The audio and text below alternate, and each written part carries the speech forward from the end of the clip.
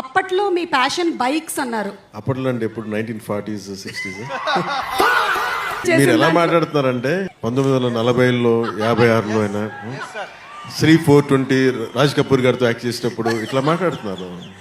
అంటే ఒక తిప్పి కొడితే ఎంతండి మొన్నే కదా చేస్తా సినిమాలో. నేను ఎస్వి రంగారావు గారు కన్నామ్మ గారు అందరూ కూర్చున్నప్పుడు ఎన్టీ రామారావు గారు నేను కలిసి అట్లా కాదు.